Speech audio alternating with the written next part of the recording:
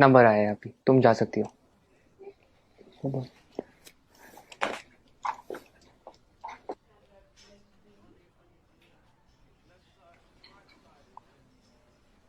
आप software engineer हो क्या? आप लोगों ने देश में कितनी तरक्की लाई है, सब कुछ कितना एडवांस हो गया है। थैंक्स। आप लोगों को देख के तो मैं एकदम हैरान हो जाता हूँ। आप कंप्यूटर में अंदर कुछ कोड करते हो और बाहर दुनिया बदल जाती है। इतना आसान नहीं है दोस्त, ये कुछ कोड का काम नहीं है, काफी मेहनत जाती है इसके पीछे। कॉम्प्लिकेटेड है, काफी कॉम्प्लिकेटेड। वाकई, इसीलिए तो आपको इतनी तनख्वाह मिलती होगी ना। Why does everyone just sees the money in it? इसके पीछे की मेहनत कोई नहीं देखता। हम हिंदुस्तानियों की सोच ही छोटी है। जस्ट बिकॉज मैं पूरा दिन एसी ऑफिस में होता हूँ और ऑब्वियसली मुझे पसीना तो आता ही नहीं होगा, राइट? आप लोगों को ताकत यूज करनी होती है, हमें दिमाग लगाना होता है। ये बाल सफेद ऐसे ही नहीं होते।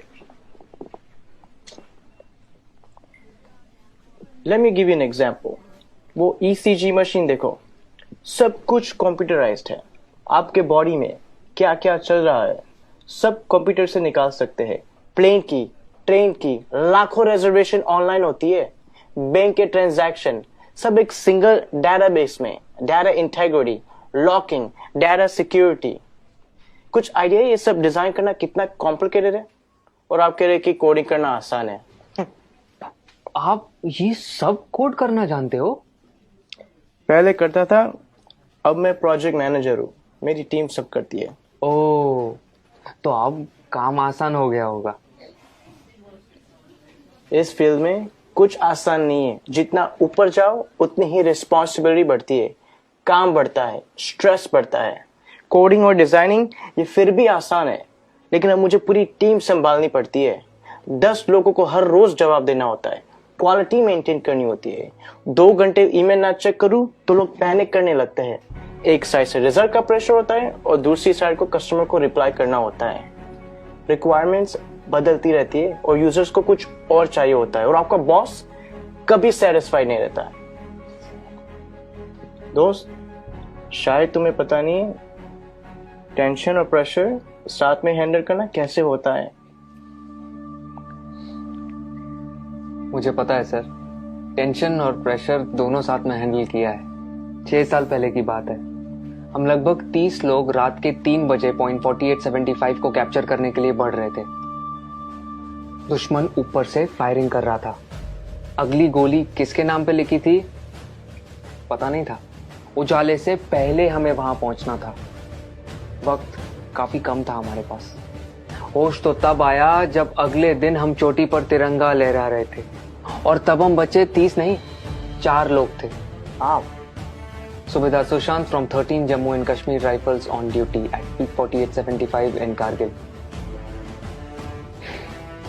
मुझे बताया गया है कि मेरी टर्म पूरी हो गई है और अब मुझे सॉफ्ट असाइनमेंट का ऑप्शन दिया जाएगा। पर आप ही बताइए सर, काम आसान करने के लिए कोई अपनी ड्यूटी छोड़ सकता है क्या? उस दिन हमारा एक जवान दोस्त बर्फ में जख्मी पड़ा था। उस पर दुश्मन की गोलियां चल रही थी। हम सब बंकर के पीछे छुपे हुए थे।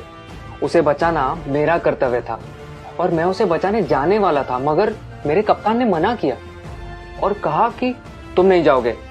मैंने इस यूनिफॉर्म में सबसे पहली कसम ये ली थी कि देश की सुरक्षा के बाद मेरे आदमियों की सुरक्षा सर्वोपरि है।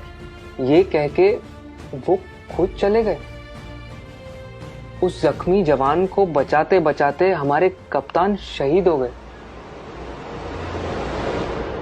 उस दिन से जब भी मैं बॉर्डर पर होता हूं, उन गोलियों की आवाज और कप्तान का आखिरी चेहरा मेरे सामने आता है।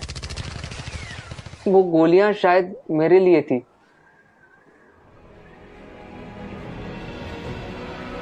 टेंशन और प्रेशर दोनों के साथ काम करना जानता हूं मैं। Sir, can you please go on? Yeah, sure. It was nice meeting you. Thank you for your service. जय हिंद। जय हिंद।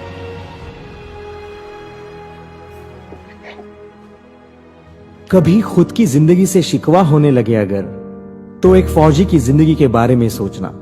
खुद की हर मुश्किल आसान लगेगी। जो खुद की सांसें दांव पर लगाकर पूरे देश की सांसें चलाते हैं, हर वक्त जान हथेली पर होती है, फिर भी हमेशा मुस्कुराते रहते हैं। जिन्होंने डर को भी डराया है और देश के लिए जीना क्या होता है, ये इन सरहद के पहरेदारों ने हमें सिखाया है। तो अगली बार जब कोई चुनौती तुमसे तुम्हारा सुख चैन छीनेगी, तो एक फौजी की जिंदगी के बारे में जरूर सोचना। खुद की हर मुश्किल आसान लगेगी।